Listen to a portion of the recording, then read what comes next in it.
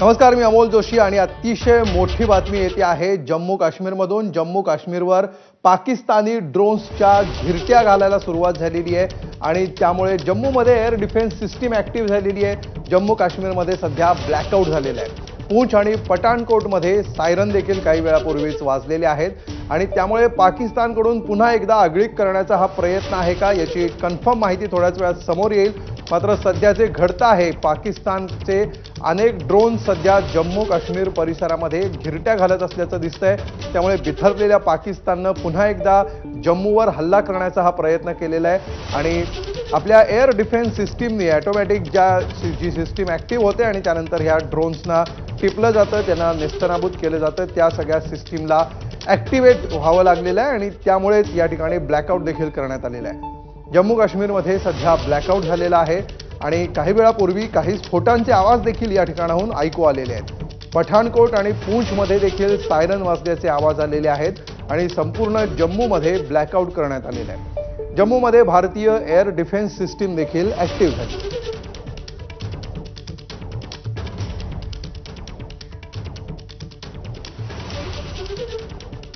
तर पाकिस्तानकडून अगोदर 15 ठिकाणी हल्ले करण्याचा प्रयत्न झाला होता। भारताच्या एअर डिफेन्स सिस्टीमने हे हल्ले हाणून पाडलेले होते आणि त्यानंतर पुन्हा एकदा पाकिस्तानकडून आगळीक होताना दिसते आहे।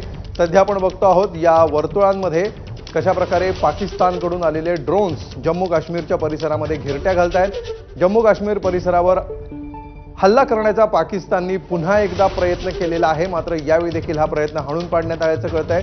काउंटर ड्रोन सिस्टीम अलर्ट मोडवर आहे आणि त्यामुळे या ड्रोननी भारताच्या हद्दीमध्ये प्रवेश करता क्षणी ही सिस्टीम ऍक्टिव्हेट झालेली आहे आणि या ड्रोनला टिपण्याचं काम सुरू झालेलं आहे। आणि या सगळ्याची जी लक्षणं आहेत त्या लक्षणांवरून हे स्पष्ट होत आहे सध्या की पाकिस्तानकडून हा हल्ला करण्यात आलाय, ज्याला भारताकडून प्रत्युत्तर दिलं जात आहे। कारण हे प्रत्युत्तर देताना एअर डिफेन्स सिस्टीम ऍक्टिव्ह झाली आणि त्यामुळे इथे सायरन वाजलेले आहेत आणि ब्लॅकआउट देखील झालेलं आहे। अधिक माहिती देतात आमचे प्रतिनिधी सोमेश कोलगे। सोमेश, या क्षणाचे काय अपडेट्स आहेत जम्मूमध्ये? नक्कीच पाकिस्तानकडून कुरापती सुरूच आहेत। आज पाकिस्ताननी जम्मूवर हल्ला केलेला आहे आणि जम्मूवर खूप मोठ्या प्रमाणावर ड्रोन आणि मिसाईल हल्ला करण्यात आल्याचं कळतंय। पण प्रत्येक मिसाईल हे आतापर्यंत यशस्वीपणे आपल्या एअर डिफेन्स सिस्टीमनी टिपलेलं आहे आणि हवेतल्या हवेतच ते उडवून लावलेलं आहे। पण सध्याची परिस्थिती अशी आहे की जम्मूमध्ये पूर्णपणे ब्लॅकआउट करण्यात आलेलं आहे आणि सध्या एकूण परिस्थिती जम्मू मधली संवेदनशील आहे। तसेच देशभरातल्या सर्वच ठिकाणी सगळ्यांना या सूचना देण्यात आल्या की प्रत्येकच ठिकाणी पाकिस्तान आता काहीही करू शकतं, अशा स्थितीमध्ये पाकिस्तान दिसतंय। सोमेश, या ठिकाणी काही स्फोटांचे आवाज सुद्धा ऐकू आल्याचं कळतं आहे। कदाचित हे ड्रोन नेस्तनाबूत करताना हे आवाज आलेले असू शकतात, त्या अनुषंगाने काय माहिती मिळते? शक्यता आहे आतापर्यंत अजूनपर्यंत तरी तेही कॅज्युअलिटी झाली आहे किंवा एखाद्या ठिकाणी पाकिस्ताननी जम्मूवर डागलेला ड्रोन किंवा मिसाईल यशस्वीपणे जम्मूत कुठेतरी पडला अशी माहिती अजूनपर्यंत मिळालेली नाही। जे काही होते ते प्रत्येक हल्ल्याला प्रत्युत्तर दिलं जाते अशीच आतापर्यंत माहिती आहे। पण हवेतल्या हवेत उडवल्यानंतर सुद्धा त्याचा मलबा, त्याचे जे डेब्रिज असतात ते डेब्रिज खाली पडतात। तर कदाचित शक्यता आहे की तिथे खाली पडल्यानंतर एखाद्या ठिकाणचा आवाज आलेला असू शकतो। तर अशी एक शक्यता नाकारता येत नाही। विशेषतः विमानतळाला टार्गेट करण्याचा प्रयत्न पाकिस्तानकडून होतोय, कारण मोठ्या प्रमाणावर जेव्हा मदत येईल तर ती विमानतळावर येईल अशी शक्यता असल्यामुळे सैन्यासाठीची विमानतळाला टार्गेट करण्याचा प्रयत्न पाकिस्तान करतंय असं समजतंय। निश्चितपणे सोमेश, ज्या प्रकारे आता ही सिस्टीम आपल्याकडून ऍक्टिव्ह करण्यात आलेली आहे आणि त्यामुळे पाकिस्तानकडून आलेला कुठलाही फ्लाइंग ऑब्जेक्टला टार्गेट करणं सहज शक्य आहे आणि हे आतापर्यंत 2 वेळा आपण सिद्ध सुद्धा करून दाखवलेलं आहे आणि त्याच अनुषंगाने हे अपडेट्स येत आहेत। पाकचा हल्ल्याचा प्रयत्न भारतानं हाणून पाडलाय। सोमेश, तुम्ही आमच्याबरोबर असेच उपस्थित राहा। या संदर्भातले काही महत्त्वाचे अपडेट्स आपण बघतो आहोत। कुपवाडा, केरन, तंगधर आणि कर्नामध्ये देखील गोळीबार झालेला आहे। जम्मूमध्ये विशेषतः सध्या ब्लॅकआउटची परिस्थिती आहे आणि पाकचा हल्ल्याचा प्रयत्न भारतानं हाणून पाडल्याचं कळतं आहे। पाकिस्तानकडून काही ड्रोन्स भारताच्या हद्दीमध्ये घुसवण्यात आलेले होते आणि जसं आता आपले प्रतिनिधी सोमेश सांगत होते त्यानुसार विमानतळावर हल्ला करण्याचा हा प्रयत्न असू शकतो। विमानतळाला टिपण्याचा, विमानतळाला टार्गेट करण्याचा ड्रोनच्या माध्यमातून प्रयत्न पाकिस्तानच्या दिशेने झाल्याचं दिसतंय। मात्र हा दुसरा प्रयत्न देखील भारताने हाणून पाडलेला आहे। जम्मूमध्ये घुसलेले सर्व ड्रोन पाडण्यामध्ये भारताला यश आलेलं आहे आणि याच दरम्यान जम्मूमध्ये स्फोटाचा आवाज देखील काही जणांना ऐकू आला. या आवाजाचे देखील अपडेट्स येत आहेत. हा आवाज ऐकू आल्याचे अपडेट्स येत आहेत.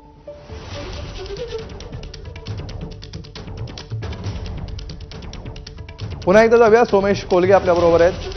सोमेश, पाकिस्तानी ड्रोन्सच्या घिरट्या तर स्पष्टपणे दिसत आहेत. कशा प्रकारे सध्या एअर डिफेन्स सिस्टीम काम करते आहे आणि जम्मू काश्मीरमध्ये ब्लॅकआउट झालेला आहे, कुठल्या कुठल्या परिसरामध्ये सध्या या घडामोडी घडताना दिसत आहेत जम्मू काश्मीरमध्ये? जम्मू काश्मीरच्या विशेषतः अखनूर हा जो भाग आहे, जम्मू विभागातला अखनूर हा परिसर जो आहे, त्या अखनूरमध्ये या घटना घडताना दिसत आहेत. अखनूर हा तसा LOC पासून खूप जवळचा भाग आहे आणि जी माहिती मिळाली आता सध्या यात अजून एक अपडेट आहे, ती म्हणजे लोएटेरिंग म्युनिशन्स जे आहेत त्या मार्फत पाकिस्तान हल्ला करते. लोएटेरिंग म्युनिशन म्हणजे एखाद्या ठिकाणी हवेमध्ये स्थिर विमान राहून त्यातून मिसाईल फायरिंग केले जातात. म्हणजे विमान सदृश एखाद्या हवेतल्या त्या लोएटरिंग म्युनिशन चा उपयोग करून तिथून हे फायर केले जातात मिसाईल्स आणि हल्ला केला जातो. तर सध्या तशा प्रकारे हल्ला केला जातोय. दुसरं अजून एक महत्वाचा अपडेट असं आहे की इंटरनॅशनल बॉर्डरवर सुद्धा आता फायरिंग सुरू आहे. पाकिस्तानच्या मार्फत शस्त्रसंधीचं उल्लंघन केले गेले पाकिस्तानकडून असं कळतंय. त्यामुळे निश्चितपणे सोमेश, याविषयीचे अधिक अपडेट्स आम्ही तुमच्याकडून घेत राहू. सध्या आपल्याबरोबर कर्नल सतीश ढगे सुद्धा आहेत, त्यांच्याकडे आपण जाऊया. ढगे सर, ज्या प्रकारे ब्लॅकआउट करण्यात आलेले आहे जम्मूमध्ये आणि पाकिस्तानकडून आलेले काही ड्रोन्स टिपण्यात आलेले आहेत असे देखील अपडेट्स मिळत आहेत. पाकिस्तानकडून ही आगळीक सुरूच असल्याचं दिसतंय. पाकिस्तान रिटॅलिएट करेल हे तर माहितच होतं आणि कालच्या रात्री सुद्धा आपण पाहिलं की 1 नाही 2 नाही 15 आपल्या मिलिटरी इन्स्टॉलेशन्सवर एक प्रकारे हल्ला करण्याचा प्रयत्न पाकिस्तानने केला. पण आपल्याकडे S-400 मिसाईल डिफेन्स सिस्टम जी अतिशय सक्षम आहे, त्यांनी या मिसाईलला जे आहे इंटरसेप्ट करण्यामध्ये यश मिळवलं. आता पुन्हा पुढची रात्र आल्यानंतर अशा प्रकारचे जे आहेत एरियल स्ट्राईक आणि त्याहून महत्त्वाचे ड्रोन स्ट्राईक करण्याचा प्रयत्न हा पाकिस्तान करेलच. कारण ड्रोन स्ट्राईकच्या माध्यमातून हे अनमॅन्ड एरियल व्हेकल असल्यामुळे पाकिस्तानमध्ये बसून अशा प्रकारचा हल्ला त्या ठिकाणी करता येतो आणि कुठलीही मनुष्यहानी म्हणजे त्यांच्या ज्या आहे पायलटची किंवा त्यांची मनुष्यहानी त्या ठिकाणी होत नाही. म्हणून ड्रोनचा जो आहे नक्कीच भारतातर्फे सुद्धा आणि पाकिस्तानतर्फे सुद्धा या संघर्षामध्ये मोठ्या प्रमाणावर वापर केला जाण्याची शक्यता मी पहिल्यापासून बोलून दाखवतोय आणि तीच गोष्ट आता पाकिस्तान सुद्धा करताना आपल्याला दिसतोय. पण असं जरी असलं तरी आपली missile defence system, air defence system ही मजबूत आहे आणि त्याच्यामुळे काल सुद्धा आपण त्यांचा प्रतिकार केला. आज सुद्धा जे आहे आपल्याकडे अशा प्रकारच्या बातम्या येत आहेत की ते मिसाईल आपण ते ड्रोन्स जे आहेत ते आपण डिस्ट्रॉय करू शकलो, त्यांना आपण इंटरसेप्ट करू शकलो. आणि भारताकडे सुद्धा जे आहेत तगडी अशा प्रकारची अँटी ड्रोन सिस्टम आहे. इंद्रजाल नावाची आपल्याकडे अँटी ड्रोन सिस्टम आहे आणि त्याचाही जो आहे येणाऱ्या काळामध्ये नक्कीच आपण वापर करू. ढगे सर, या ठिकाणी हा हल्ला परतवून लावलाय आणि एकही ड्रोन खाली आलेला नाहीये किंवा काही नुकसान करू शकलेला नाहीये, याचे अपडेट्स मिळत आहेत.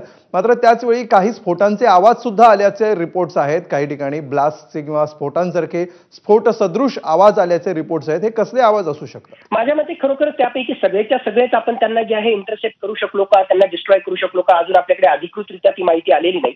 तर काही त्या ठिकाणचे ब्लास्ट झाले असतील, काही त्या ठिकाणी म्हणजे सगळेच जे आहे त्यांच्या टार्गेटवर हिट त्यांनी केलेच असेल अशातला काही भाग नाही. पण आता याचे डिटेल्स जे आहेत येणाऱ्या काळातच कळतील. जर तशा प्रकारचे स्फोटांचे आवाज आले असतील तर कुठे जे आहे या ड्रोननी किंवा या एरियल स्ट्राईकनी जे आहे हिट पण त्या ठिकाणी केलं असेल, पण त्यामध्ये खरोखरच आपलं काही नुकसान झालं का हे पाहावं लागेल. निष्पाप लोकांचा बळी गेला का हे पाहावं लागेल आणि त्याहून महत्त्वाचं काही मिलिटरी टार्गेट्स त्यांना हिट करता आले का हेही पाहावं लागेल. पण ते ज्यावेळेस ही सगळी माहिती अधिकृतरित्या येईल त्याच वेळेस याच्यावर आपल्याला कॉमेंट करता येईल.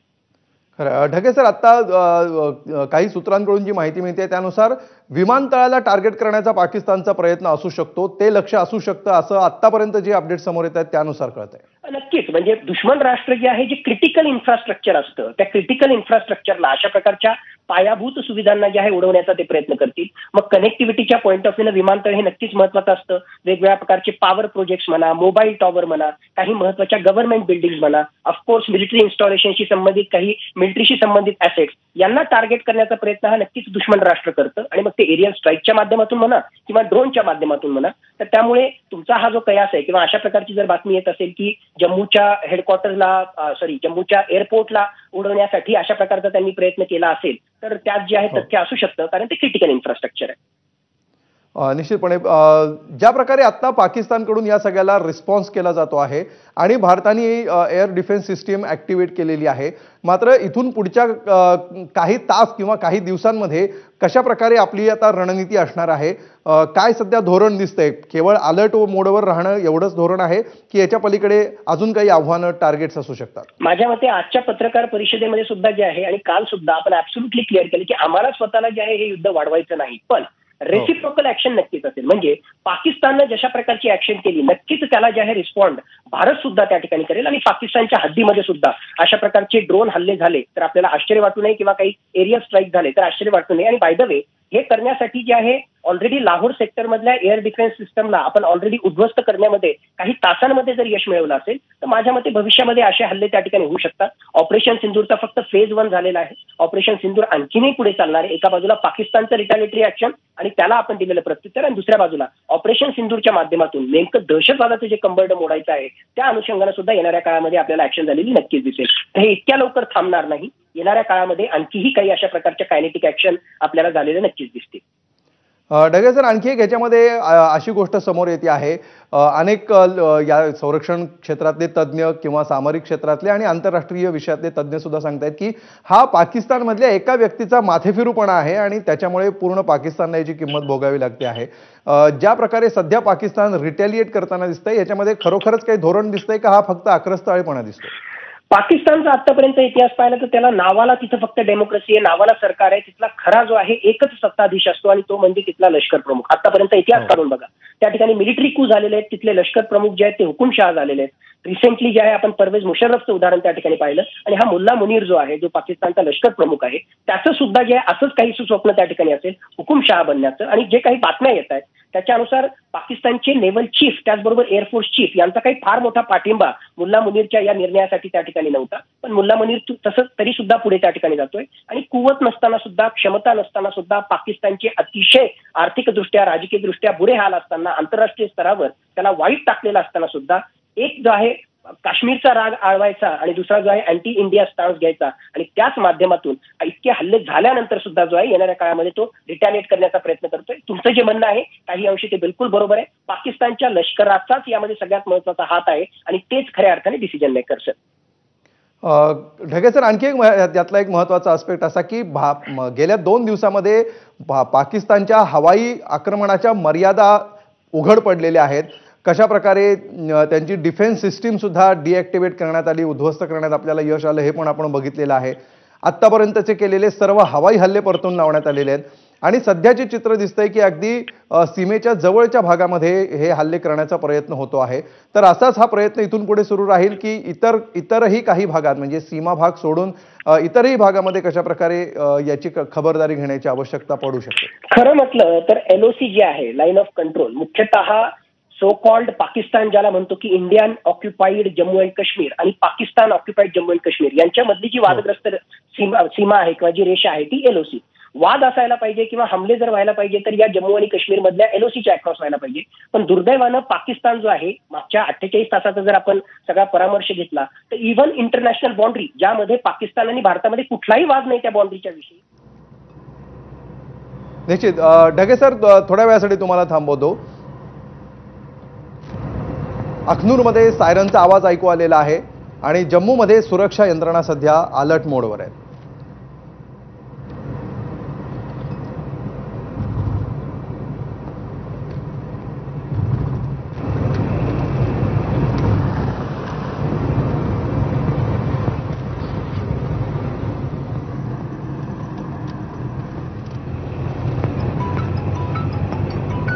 जम्मूमध्ये लाईव्ह दृश्य सध्या आपण बघतो आहोत.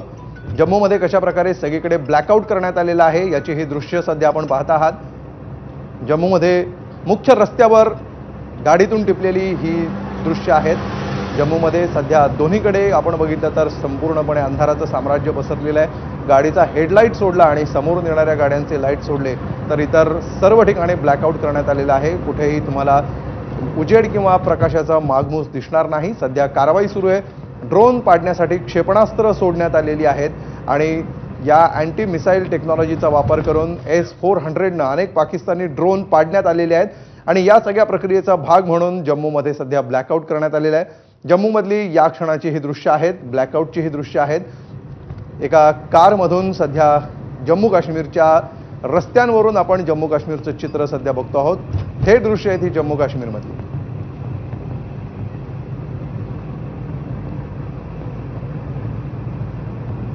एबीपी माझाचे प्रतिनिधी सध्या कारमधून हा आढावा घेत आहेत. जम्मूमधली ही लाईव्ह दृश्य सध्या आपण पाहतो आहोत. काही वेळापूर्वीच पाकिस्तानी ड्रोन जम्मूच्या आकाशामध्ये